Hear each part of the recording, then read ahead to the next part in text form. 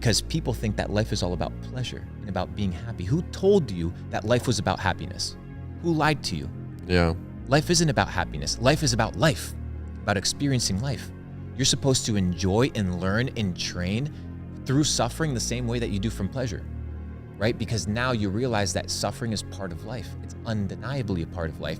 So you enjoy it. That's why Paul says, bear all things with joy. Why? What's the perspective of bearing all things with joy? So that you view them, right, as training to develop yourself, so you embrace it. You embrace the tribulations, you embrace the trial, you embrace the difficulties, just like you embrace the phenomenal sex, just like you embrace the best food. You embrace everything in an unbiased way. Exactly, because they're all part of the human experience. So sadness and happiness are one and the same. Correct. You just need to enjoy them both. They're spectrums of the same thing. So people are always trying to avoid one, and that's just throwing them way out of balance, causing them an unhappiness and unbalance. The life will balance you out, and it's what I mentioned to you. This idea of the law of opposites, right? And it's this idea that for any positive energy, there will be an equal proportion negative energy. So if you are doing phenomenal things in life, right? For example, you look at Cristiano Ronaldo, right? Cristiano Ronaldo has a phenomenal year in soccer, but then his child dies, right? So energy goes positive and negative in both scenarios. And I think you need to embrace pain. I think you need to learn through pain. I think you need to embrace beauty. And I think you need to embrace the good things and not shy away, because people don't understand that entrepreneurship, a lot of it is suffering. Because what are you doing? You're earning your way to the top. You have to earn your freedom. You have to earn your success. You have to earn your stripes. And I think that there's pain that needs to be inflicted in order for you to earn those things. Nothing beautiful comes without pain. I agree. Now, you mentioned to me that you wanted to wait to have kids. When do you want to wait? How long do you want to wait to have kids? Till I'm ready to be a father full time. I'm not in the business of giving my children to the institution. I'm in the business of raising my own. You don't think you're ready? Why? Because I have a lot of things that I have yet to accomplish.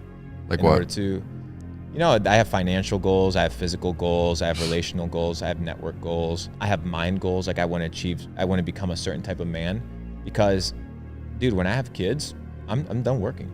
Like they will be my full-time job. Raising them will be my full-time job. The reason people's kids end up fucked up, dude, think about the day-to-day relationship between a father and a child. Man goes to work, child goes to work, they come back home, they see each other 30 minutes. The kid watches on television The Simpsons, American Dad, where the father figure is an absolute fucking clown. So now they're programming in your head that the dad's a fucking clown. The dad comes back tired, he's upset, he doesn't want to talk to the kid because he's exhausted, fairly so, rightly so. Bills have to get paid, they don't interact with each other, and how are they supposed to build a relationship? Now the children is learning what? They're learning from the teacher, they're learning from the school, they're learning from the person in the organizations that write the textbooks. Hey, father and mother, your kids are reading fucking textbooks. Do you know who fucking wrote them? Probably not. You should probably be careful, right? They're putting all sorts of sexual stuff in schools dude, now. It's everything, dude. Yeah. And now you're in a circumstance where your child is not your own. Yeah. So when I have kids, it'll be my full responsibility to raise them, and that'll be my full-time job. So I'm not ready to be a full-time father, but when I am, then I'll have kids. How many kids do you want? I want a lot. I want like 10. I want 7. Yeah, I want a lot. My business partner Sebastian, that you met yesterday, his girlfriend's mom is a school teacher for 4th graders, and she's been teaching for over 20 years. And she said to him, they were talking, that she's noticed in the last 5 years particularly that the young boys have gotten very, very emotional and very like women, very feminine. Yeah, and like back in the day, and you probably remember this too, even in 4th grade, there was like the one dude that was like the jock, like the high T dude that was always like kind of pushing everyone around, and like just like the jockey guy that you knew would play football in high school. I mean, even in high school, there's easy ways to track all of that, and a lot of it has to do with food. A lot of it has to do with the estrogen that people are consuming.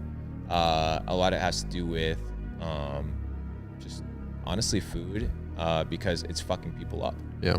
So food, and then how teachers raise the students. She was saying this. She was saying that a lot of the boys are feminine and they cry in 4th grade and they cry. And I remember being in 4th grade and I was already way past that, where it's like, if I didn't get what I want, I definitely wouldn't cry. Not in 4th grade, maybe as a very, very small child. But she said that the boys are just very emotional and very feminine these days. And it's been like 5 years. 5 years is when it really spiked. And another thing I want to say, and I want your thoughts on this. I was at a pool one time by my mom's house. She lived by the high school that I went to. So I graduated high school in 17. And I was tanning and I just overheard some kids talking loudly that were in high school, and they went to my high school and they were juniors. This was earlier this year. And they were talking about something transgender, something gay. And I normally wouldn't do this, but I got up and I went and I talked to them, and they were like, what, 17? Maybe 16, 17. And I was like, yo, you guys go to Liberty, right? And he's like, yeah. And I'm like, oh, nice. I graduated there. And I asked him, I'm like, I just have a question. Like, how many people are gay at your school? Like, how many people are in the LGBT community, would you say? And one kid immediately said like 60%. And I was like, huh? And the kid's like, no, he's exaggerating. And then I was like, okay, yeah, obviously. I thought the second kid was going to say like 5%, right? He's like, yeah, he's exaggerating. It's probably like 35, 40%. And I was like, what? Are you serious? Like almost half? And they're like, yeah, like almost half are transgender or gay. And I'm like, bro, I graduated high school like 4 years ago, and there was like 3 gay people. What happened? What do you think? Institutionalization. It's indoctrination. It's a lot of teaching people that you feel this way, therefore you're this. You operate this way, therefore you're that. A lot of it has to do with food. I'm telling you, a lot of it has to do with food. A lot of it has to do with medications. A lot of it has to do with the programming of culture. And you can see a big spike in people identifying themselves as homosexuals and things of this nature as time goes on.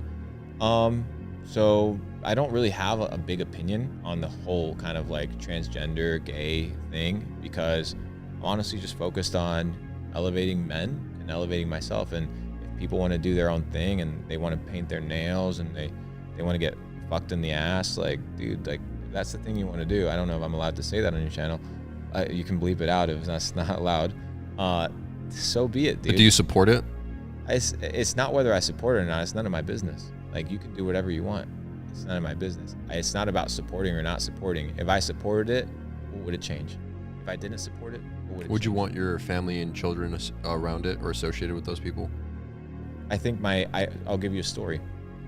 I was poor, working at a restaurant, and there was a gay guy that was married to another gay guy, and he allowed me to stay in the room in his garage, right? He had it in for like 2 months. So I had a nice house, and he allowed me to stay. It was like the pool area. So I have massive respect for him.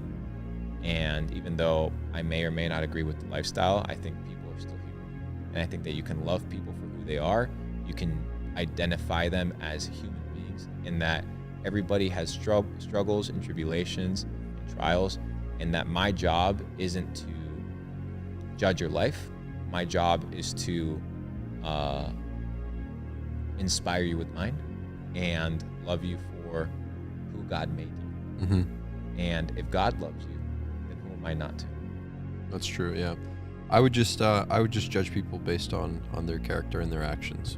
So I would try not to make any preemptive judgments until I see how they are and how they act and behave, and then make a move from there.